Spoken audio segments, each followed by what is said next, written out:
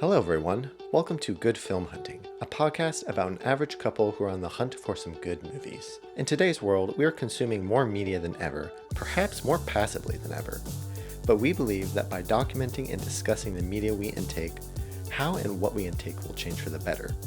It is important that we don't just become another consumer, but a participant, seeking to engage with the media we consume, so that we can see how our view of the world affects how we perceive it, and how it affects how we perceive the world. In this podcast, we are not only on the hunt for some good movies, but on the hunt for a good discussion. So, lean in, participate, and enjoy.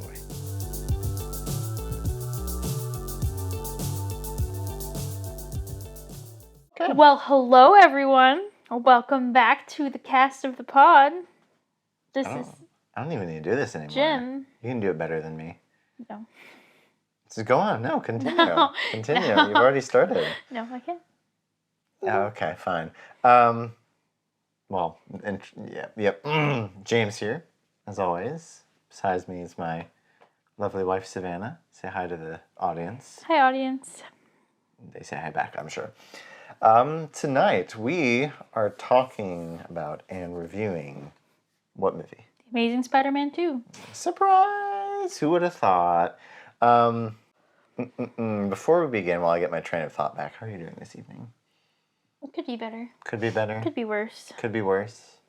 I guess it could always be better or worse, depending how you look at it. It's true. I'm looking forward to eating ice cream and going to bed. Wow, that is quite the extravagant way to go out. You can edit that out. I don't know. I might have to keep that. So yes, we are reviewing The Amazing Spider-Man 2. We just did The Amazing Spider-Man last week, so you can go back and listen to that episode if you would like to. For those who are listening for the first time, I'll give a brief breakdown of our episode before we delve in. So we'll start with a list of facts that I have for Savannah that she may or may not know. Then we will go through our general thoughts, spoiler-free thoughts on the movie if we have a history with the movie too. We'll go into our favorite moment of the movie. Then we'll go into a very spoiler-filled conversation as we move through our rating system, where we have 4 categories that we'll rate on a scale of 1 to 5. We'll give our overall thoughts and rating at the very end. And then we will move on to our next movie at some point. Who knows what that will be and when that will be. So, Savannah, are you ready for some facts about The Amazing Spider-Man 2? I'm so ready. You're so ready? All right. So, The Amazing Spider-Man 2 was released March 31st, 2014 in Tokyo for some reason. Tokyo always gets the first dibs for these Spider-Man movies that we've seen. And there was no giant lizard in this one, so I don't know how they justified it. But it was released in May 2nd, 2014. So that's quite a bigger gap between... I know, that's actually kind of impressive. Yeah, I wonder what happened between now and then. It was distributed by Sony Pictures, had a runtime of 142 minutes, so I think it was a bit longer than last week's, maybe. Its budget, according to Wikipedia, was somewhere between 200 and 293 million, so... It's like 100 million difference. Yeah. So it was somewhere in there, apparently. I'm probably going to guess is a little on the higher side. Its box office was 709 million, so a bit lower than the first one, but still pretty good. It made it the 9th highest grossing film of 2014, and I went ahead and pulled up the list of the highest grossing movies of 2014, just so you had it. So the first one was Transformers: Age of Extinction, which had 1.1 billion. Then The Hobbit: The Battle of the Five Armies, which was almost $1 billion. Then Guardians of the Galaxy, which was, and the next few are actually very close to each other. So Guardians of the Galaxy had 770 million. Maleficent was the 4th highest grossing for 750 million. The Hunger Games: Mockingjay Part 1. Then X-Men: Days of Future Past. We haven't seen any X-Men movies. I don't think I've ever seen one myself. Then was Captain America: Winter Soldier, probably my favorite on the list so far. Oh, but then there's Dawn of the Planet of the Apes right after that. And also Interstellar. And Interstellar at the very bottom. So yeah, quite a few good movies that year. No, that's actually a good lineup. Maybe not Transformers. I haven't seen Transformers, but everything I've ever heard about Transformers leads me not to think so. Hobbit Battle of Five Armies. I haven't seen Guardians of the Galaxy. Maleficent was interesting. Hunger Games. Okay, and the more I'm looking at this, the more I'm not so sure these are good movies. The last four were good. I mean, Amazing Spider-Man 2. Anyway, we'll go into that later. Once again, this was directed by Mark Webb. We established he's already directed several dramas in the past. Before this, he also directed the first Amazing Spider-Man. The music in the first one was done by James Horner, but this time he did not return, and so Hans Zimmer naturally took his place. Interesting. There was a very different theme in this one and style of music. I don't know if you noticed it. Once again, this features Andrew Garfield, Emma Stone, Sally Field. Jamie Foxx plays Electro. Really? Yeah. Interesting. I don't know if I've ever seen him. Really? Yeah. He seemed older than I would have expected. Really? Yeah. He does the voice of the main character in Soul. That's the only thing I know for a fact we've seen him in. Dane Hinan or something like that. Hihan? You even Google I don't. I think I spelled that wrong. Anyway. Oh, wait, hold on, wait. What? Hihan? Dane DeHaan. No, I was right. Dane DeHaan did the Goblin character. The only thing we've seen him in is in Oppenheimer, but I don't remember who he would have done. I guess it was a more minor character. Yeah. And Felicity Jones was in it as Felicia Hardy. I didn't recognize the significance of her character. Apparently, she was supposed to... Felicia Hardy is Black Cat, which is a comic book character in the Spider-Man universe. To me, I didn't know that watching it, so I was just very confused why they cast her in this role. Who was she? Black Cat? I'm not... Who was she in the movie? Oh, she was the assistant. Oh, okay, yeah. Yeah, and they just like emphasized her role so much. I was very confused, and it just didn't occur to me that it was referring to Oh, okay. a comic book character. Not to be confused with Catwoman. That's true. Development. So after the success of the first film, production started right away on this one. But Mark Webb was unsure if he'd return to direct it, but did confirm that he would return at the end of 2012. He said he wanted to create a film that sets up a universe, but also anticipates future story. No, what do you say? I think I butchered how I wrote that down. He wanted to continue the story, but also obviously try and continue future storylines in the universe itself. The Spider-Man costume was redesigned after some criticism about the first one. I guess it wasn't comic book enough. The eyes were made white instead of the black they were in the first one. Oh, can we see this picture? Yeah, they're white in this one, but he had the sunglasses that he started with in the first one. Yeah. Oh. Yeah, it definitely pops much more. With the white? Yeah. Okay. So the film starred Shailene Woodley as MJ, but all scenes were cut from the movie as the director felt that it was too distracting to Peter and Stacy's relationship. So that was interesting. I guess they were trying to set something up because Gwen Stacy was going to die. They wanted to continue the romantic relationship, but that's like, she died. Better find someone else. I know. So that was interesting. And I did confirm, by the way, that Gwen Stacy always dies in the Spider-Man canon unless she's bitten by the spider. Okay. So in the alternate universe where she has the spider powers, it's Peter Parker who dies. So there you go. So in Into the Spider-Verse, where she has spider powers, and also he has spider powers, I guess neither of them are going to die? No, because they both established in their own universe. You might not remember it from the first movie when they're kind of doing the intro super fast. Yeah. She talked about how she wasn't able to save Peter Parker, and that's why she does the no friends thing. Oh, yeah. Okay. Sorry. I remember that.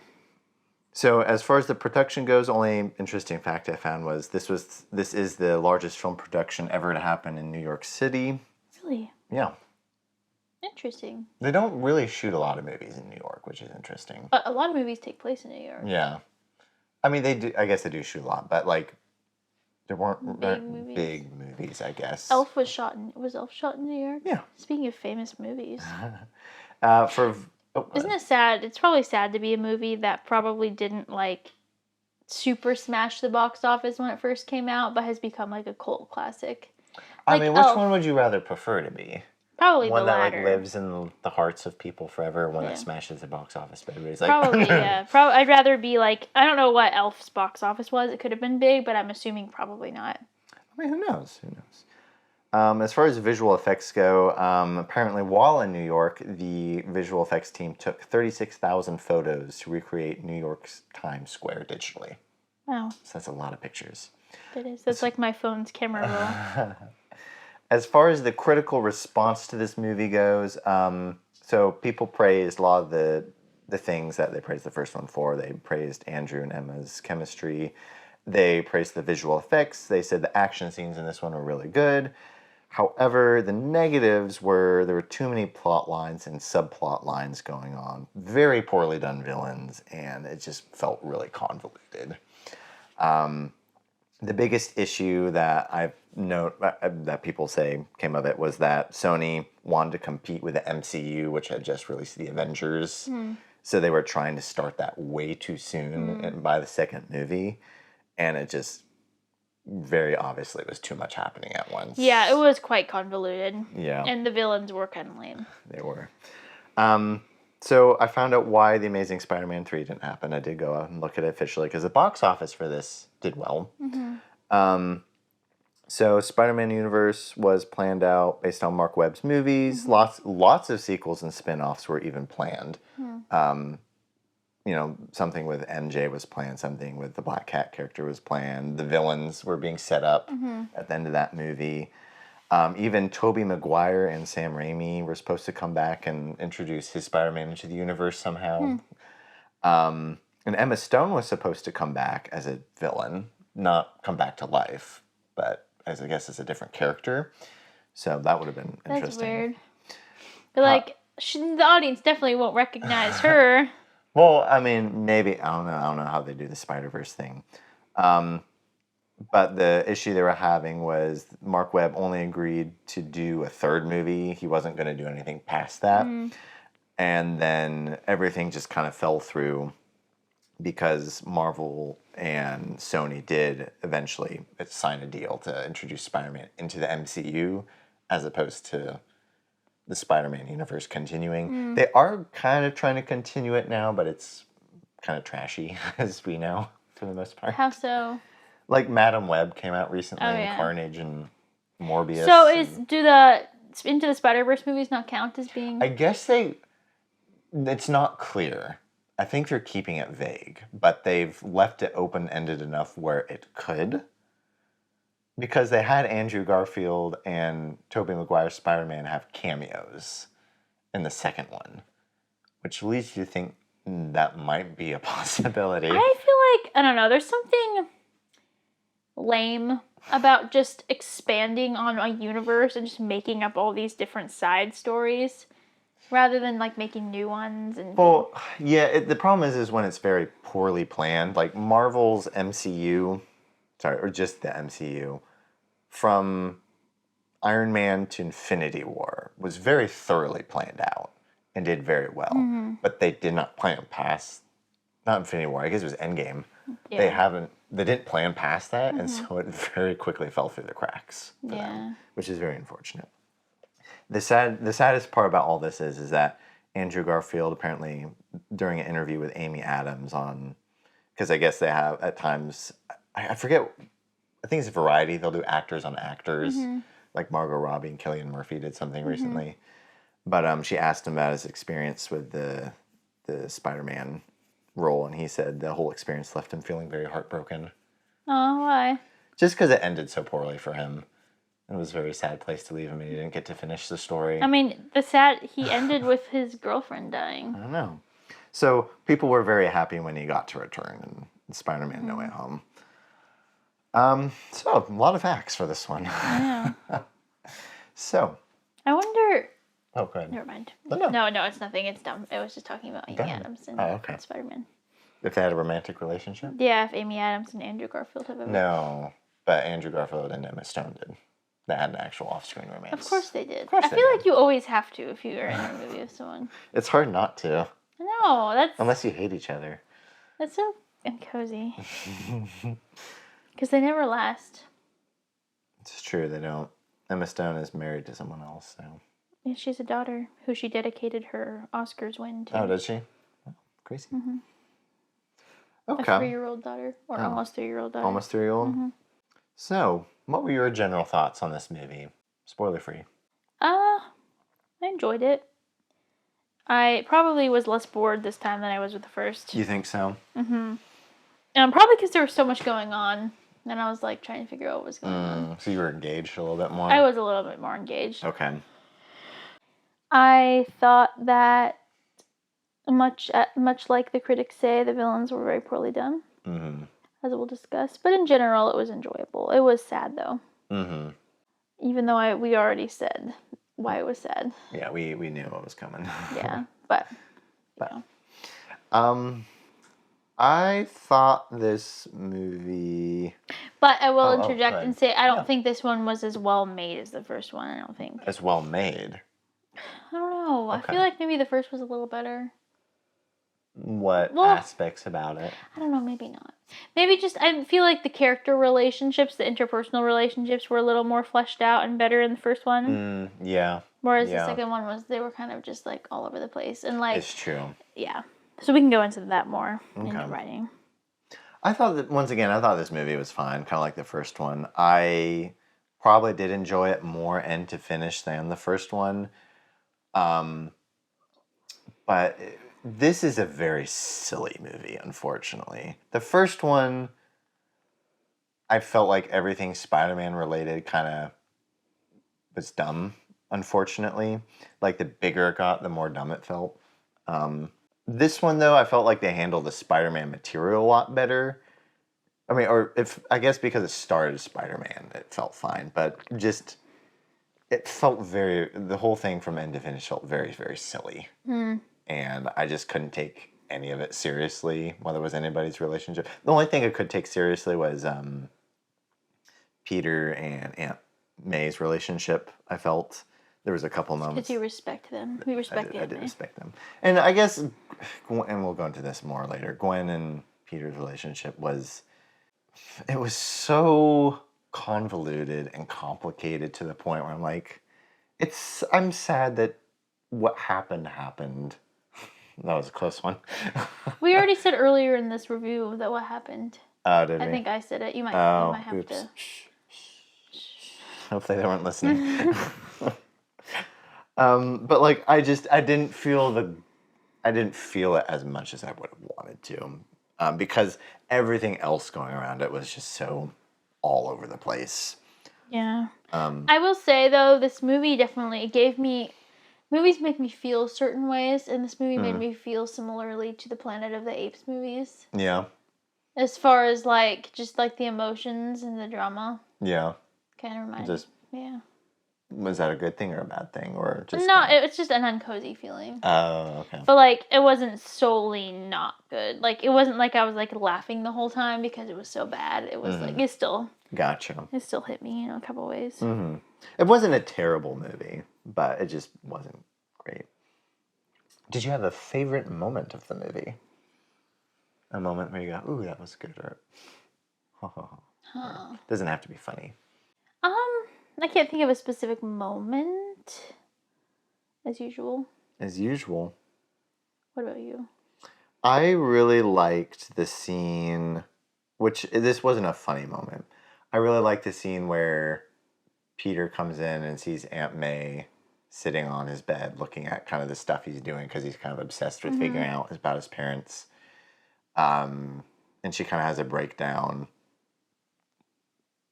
about how essentially he's her child. For me, that was a very touching moment. I really like that. That was probably my highlight of the movie. It's like its best part. I also really liked the banter they had about the laundry. Like last time you did laundry, everything was stained red and blue, and it's like that's because I was washing the American flag. Nobody washes a flag. Well, yeah, not anymore. That was funny too. I was like, on one hand, it almost felt like over-explaining to an extent, because like her saying, "You stained everything red and blue," like almost sounded a little bit like she was just that didn't need to be said for us to understand what colors things were saying necessarily. Yeah. But it was funny. Yeah, I guess so. People always like to think that Aunt May secretly knows that he's Spider-Man, just doesn't say anything. Mm-hmm. It's That never makes confirmed. sense. All right, so let's go into our deep spoiler-filled conversation as we go through our rating system. Wow. We've got 4 categories that we'll go through real quick. We'll see if it's real quick. We've got our overall entertainment, overall production quality, the writing, and the content. So, Savannah, on a scale of 1 to 5, what would you give this for your entertainment? I would give it a 4. You think 4? Okay. Yeah. Probably just like the last one. Like it was engaging, and interesting, humorous at times, humorous in a bad way at times. I thought even though there was a lot of convoluted side plots and just stuff everywhere, like very cluttered, Yeah. I still thought the story progressed decently. Okay. I do like, again, no matter how cringy it is, I still do like the spice element of stories. How I liked Gwen and Peter's relationship. Yeah, I would say 4. It was entertaining. Okay. I've gone back and forth on this one. I might, out of a gut reaction, just give this one a 4. But I do that begrudgingly. I think this one was more entertaining, even though the first one was better in a lot of ways. Just because there was more happening to keep you a little more engaged, while it was kind of some of the plot lines were a little cliche and some of the characters were really silly, there was at least enough happening elsewhere to keep me engaged. Like they said, the action scenes were pretty fun and to see, and I feel like they do a really good job at making Spider-Man Spider-Man. Like just giving him unique abilities, so it's always fun to see that. And sometimes it's almost too Spider-Man, like Superman. It's like, okay, you're crossing some boundaries here that are not realistic, even for Spider-Man.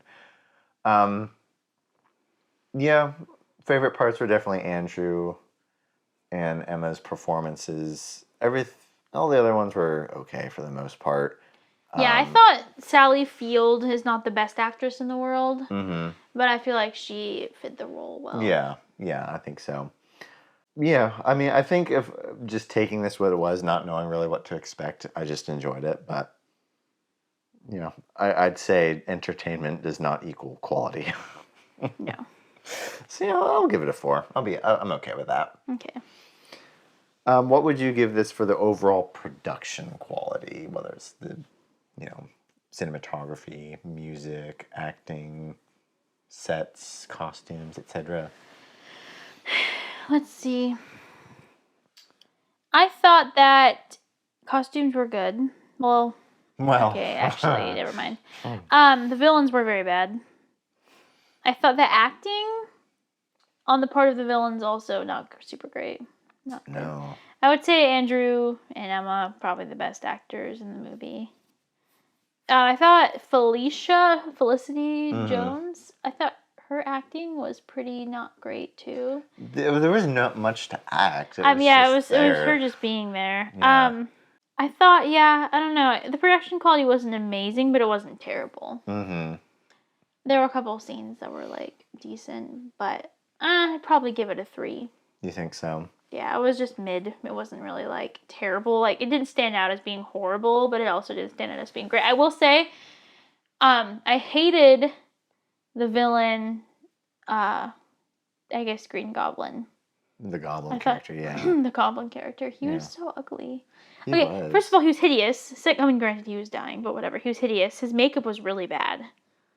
Like really bad. It was almost like they didn't do any makeup and they just put like a little bit of green like on the edges of his face. That's kind of what it looked like to me.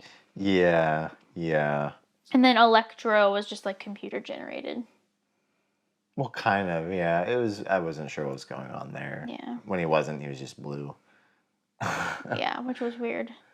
And he went from being a really dorky, nerdy character who's obsessed with being seen to like. And he got like super muscular and ripped, I know. which was weird.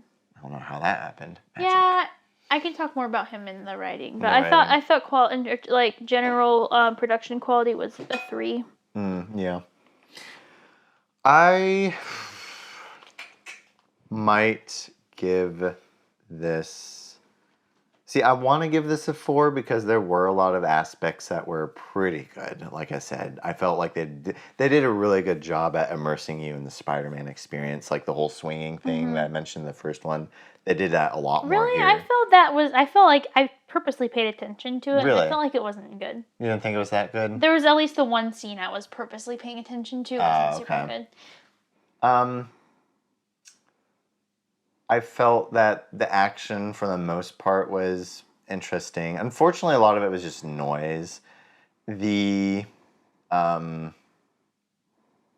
I'm gonna give this a 3. There's a lot of really bad things in here, unfortunately. The villain designs are, I guess you could call them a choice. I don't know if they deserve to be bad just because they are a choice, but unfortunately just weren't good, even if they were just a choice. Like, they were just kind of, like, weird. It was a very weird and not well done makeup either. It, like, looked like they were wearing makeup. Yeah. To an extent. The whole crowds on the side of the streets watching the guys That was so fight dumb. that was a really bad choice, and it's just like, you're so stupid, bad guy, and They're we like, love you, what did Spider-Man. they call him? Like electro dummy. I know that was okay. That was actually really bad because like that is first of all not even remotely realistic. No. Second of all, Nobody's safe. everyone's like, yeah, like that. That's also reminds me of the crowds in like movies like Megamind. Where it's supposed to be silly. Yeah. Yeah, because it's a parody. Yeah, but like in this one, I was like I'm thinking, this is kind of a dumb example, but in Enchanted, when the villain lady turns into a villain at the ball, The dragon. remember at the end, the dragon. Or okay, whatever. Yeah, she turned into a dragon, and like everyone's screaming and running away. Like that's what it should have been like. Yeah. It's scary, Because that's it's a normal dangerous. response. Things are flying everywhere. Unless this is like a universe in which they're used to this happening all the time, and then they're like, Electro, Like dummy. Garmadon. I know, they're like, dumb guy, bad boy, meanie. I know, it's like, thank goodness the villain isn't like shooting at us or throwing I know, like things he at us. could have killed them all. I know. And then, yeah, that was just super dumb. It made everyone seem... Poor blocking and staging. Yeah, it made everyone seem like really stupid. Yeah. What else was there? Was there anything significant about this? No, I think you haven't seen Captain America: Winter Soldier. Or have I? No, you wouldn't have seen that one. I don't think so. But that's another superhero movie. In a lot of ways, the visual there are a couple of visual effects in it, I think, towards the end that are like a little too heavy-handed. But like overall, the production quality of that one is just a lot better and more realistic. And I think when you're comparing these two, this one's a lot more supernatural in a lot of ways, but they kind of didn't handle that in the most... They didn't set the rules of the universe to where like we'd expect it to be kind of silly. Like everyone stands around and watches, shouting names at the bad guys. Yeah, like they were trying to make it seem serious. Yeah, they were trying to make it seem serious, but then it just didn't feel that way. So yeah, it's whatever. So I think, did I give that a 3? I think I gave it a 3. Yeah. I guess the biggest gripes we have of this are going to be in the writing. So. What would you give this a rating, whether it's the plot or the characters or... Well, let me think. First of all, there were too many plot lines. There was the whole Gwen and Spider-Man relationship thing. Which in and of itself was all over the place. There was Gwen's dad appearing in all of Peter's thoughts everywhere he looked. There was Peter's, quote, best friend... the kid, Harry Osborn, who we never had any like recollection of. That would have been fine if maybe they gave us a couple flashback scenes, maybe. Yeah. Like if they found a creative way to like show us them as kids and like being besties and stuff, like that would have been. Even though flashbacks are kind of silly, but like that would have been fine. There was the weird guy, the super insecure and obviously emotionally unstable nerd man. Was it Max? Max? Yeah. I think it was Max. You don't remember his name? I don't even remember his name. She remembered my name. Yeah, he was not well. I found myself thinking about him a lot because I'm like, what happened to him? That he's so desperate. He's obsessed with Spider-Man. He's obsessed with Spider-Man because Spider-Man gave him attention. I know. Which was weird. But anyway, all of those, and then the secretary, I get a girl, that wasn't too much of a side plot. But then there was, I can't remember, there was like, then the side plot of all the higher ups at Oscorp trying to like take over and stuff. And so there was like all kinds of stuff going on. Mm-hmm. So too many things. Relationship dynamics were weird. Mm-hmm. It was. I don't know if it was I guess it was writing, but so much as like poor planning on the director's part and like not just picking like two things. Yeah, this is the problem that I think a lot of people say Spider-Man 3 and the Raimi trilogy had too. Whether it's the director's fault or the studio's fault for pushing for so many things, I'm not sure. Or maybe but it's a common theme that reoccurs. Maybe it's the fault of just overdeveloping a universe that doesn't need to be developed. It's true. That happens sometimes. But anyway, I thought Gwen and Peter's relationship also made sense for the most part to me. It was a little chaotic and all over the place, though. I think they should have, like we talked about, it should have been ordered differently. Yeah. Also, they made it in that scene where they broke up. They made it seem like they always were breaking up all the time, like they had a very on and off relationship, which we again didn't have any indication of. Yeah. That was somewhat believable, but yeah, I would give writing a 3. 3. Because I don't think it was bad enough to give it a 2. Like, it wasn't, like, gagging the whole time. But I thought it was just generally pretty cringe and bad. So I'd give it a 3. Okay. I think I know what I'm going to rate this whole movie. You think so? Yeah. I would give writing... I'd give it a 3, but there's a lot of aspects that definitely lean it closer to 2 than not. Yeah, it's definitely closer to 2 than it is to 4. Yeah. First off, let's start with the very beginning of the movie. There's the whole scene where Peter's dad and mom are in the airplane. Mm-hmm. Oh, yeah, I totally forgot. Yeah. And then there's that random dude we never see again and haven't seen before. Yeah, it was unclear of what he wanted exactly, how he got there, whatever. We just know that it was unclear of what they were trying to upload. I guess in the end we discovered it was the video. We just know that he killed the pilot with his bare hands and had to wash the blood off of his bare hands. Oh, the villain? Yeah. Okay. Yeah, it was weird because they were playing hide and seek and the dad, I guess, took what we find out to be a very long video. I know, that was weird. Time. And then I guess they're uploading this video to the lab in case one day someone happens to stumble upon the lab to see the video. I don't think that's what they were trying to send, though. You don't think so? Because it uploaded as soon as he opened I the guess thing. that's true. That's what I thought, at least. So they were running away for that one video? That's so weird. No, they weren't running away for the video. They recorded the video. They ran away because now they were in trouble. Because they made the video. No, not because. They made the video because they were in trouble because he killed the spiders. Yeah, it was... Okay.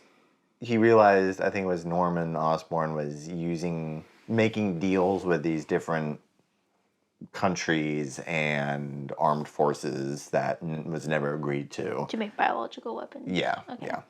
Yeah. So they got in trouble. So that becomes a plot line. That's another plot line in addition to everything you just mentioned.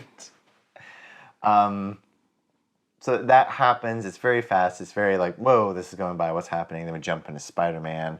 Being Spider-Man, which is I think it was fun. I think that was fine.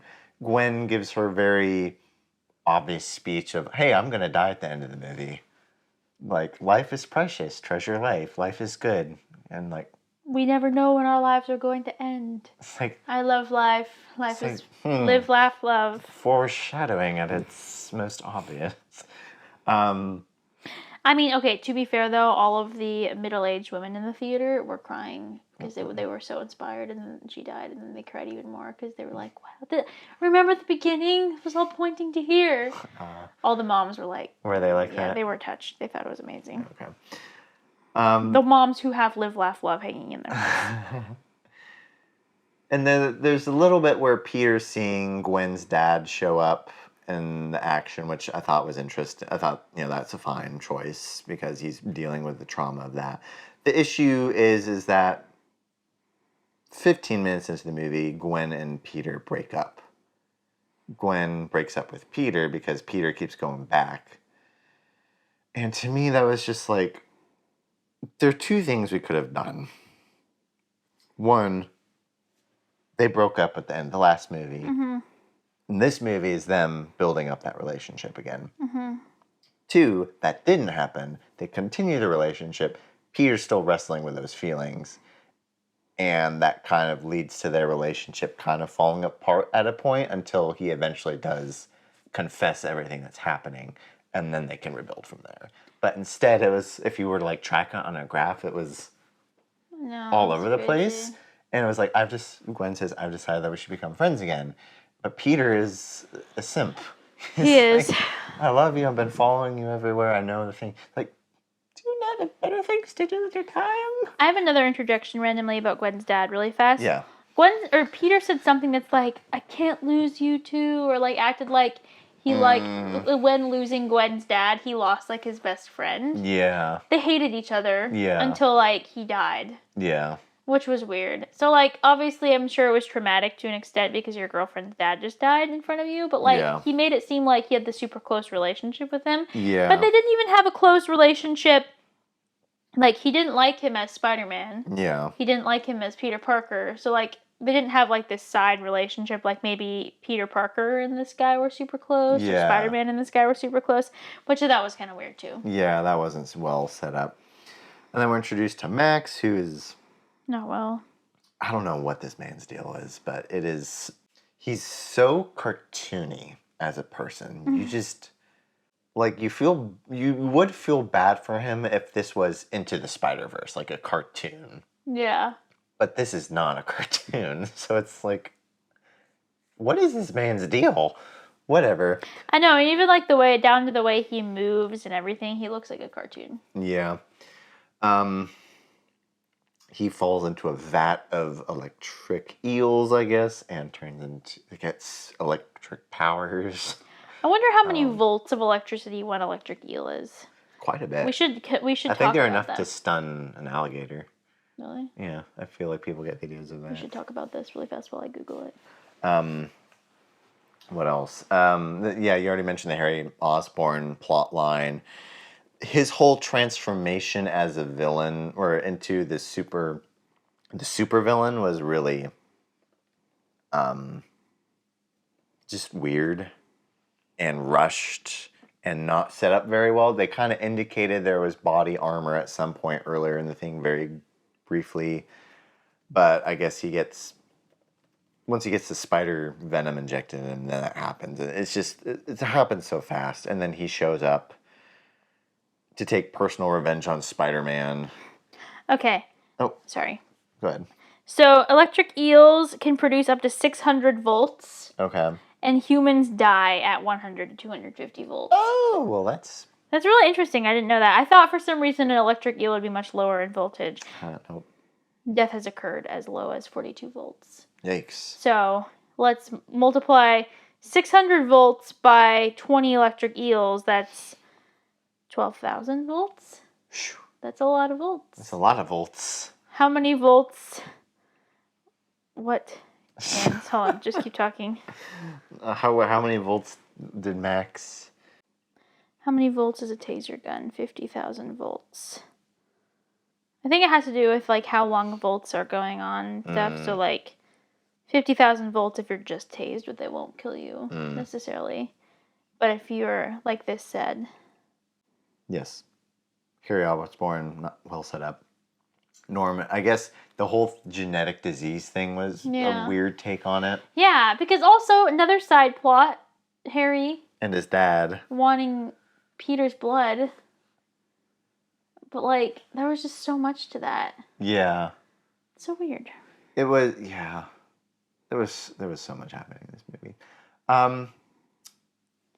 Let's talk about a couple of the good things though, to weigh out the bad things. So I like Andrew Garfield's take on Peter Parker being he's a little more distraught and perplexed, and he's not necessarily a healthy person.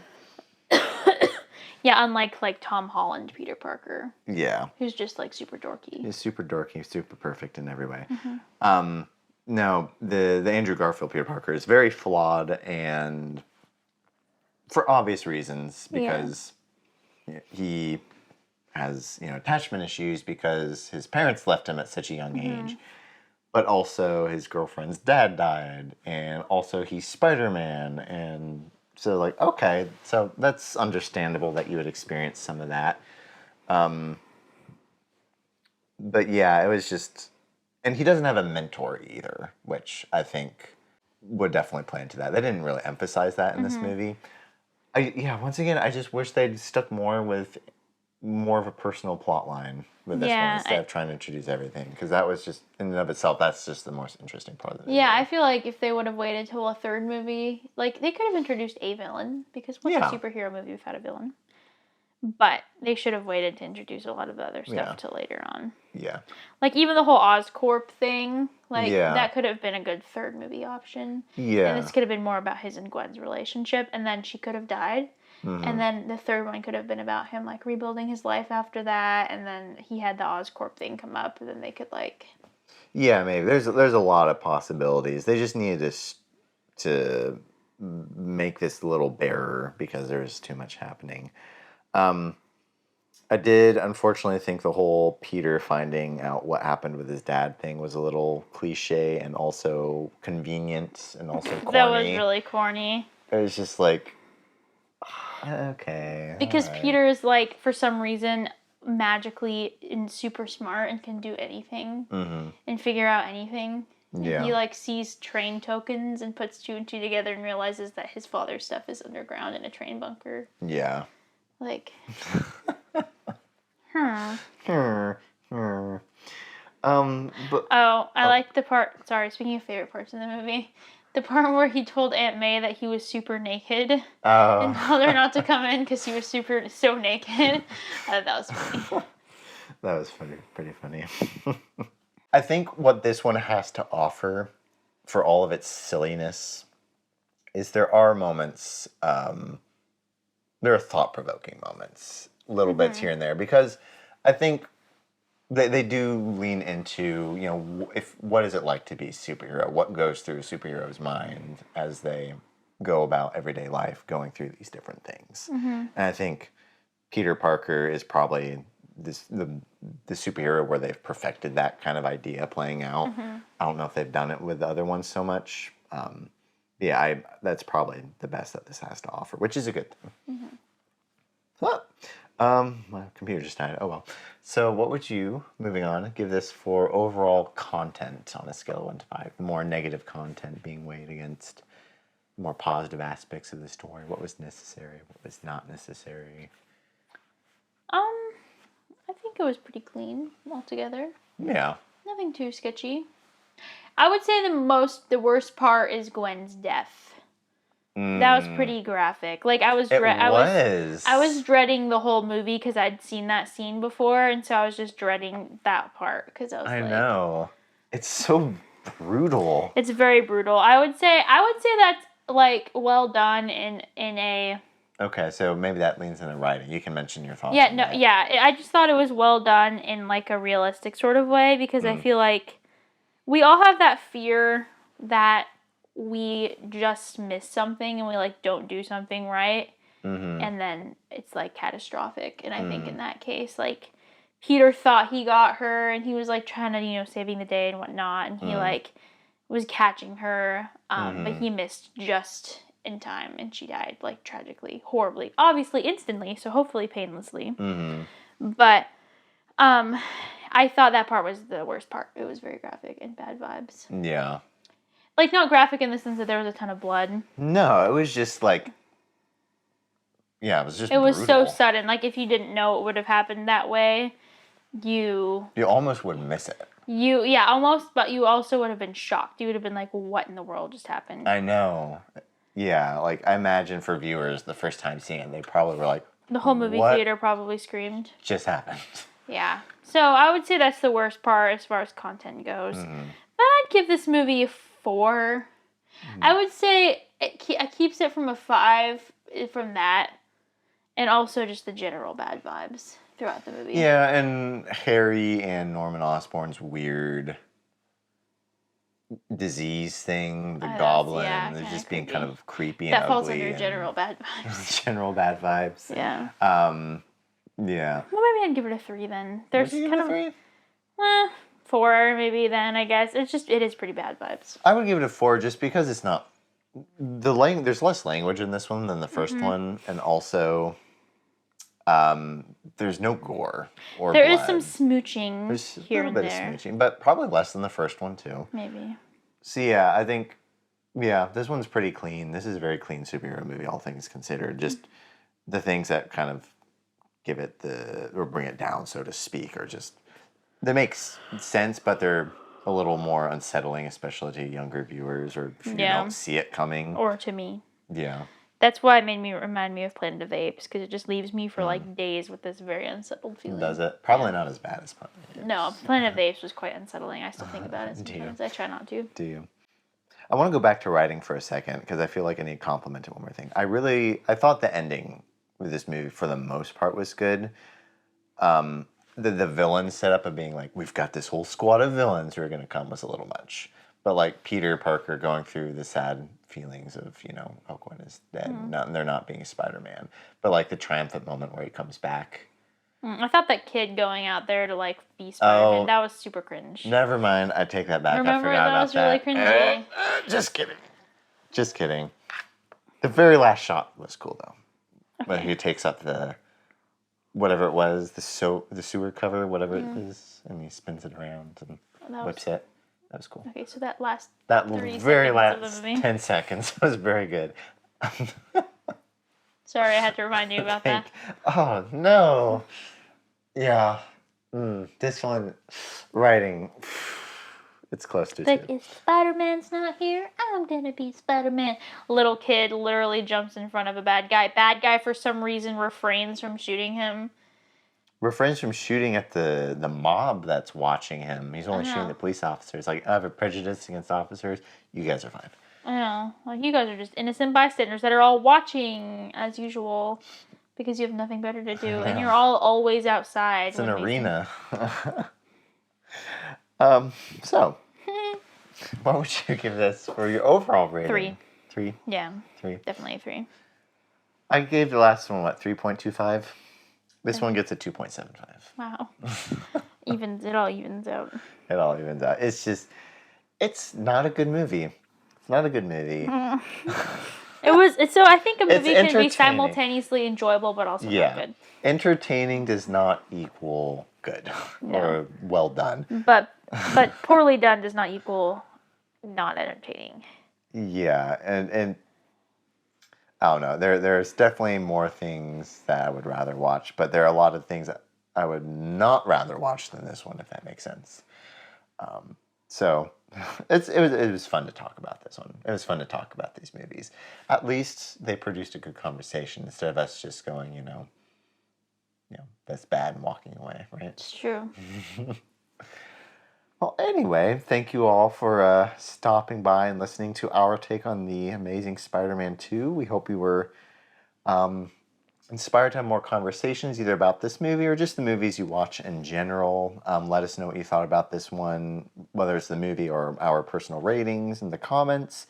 And until next time, good film hunting.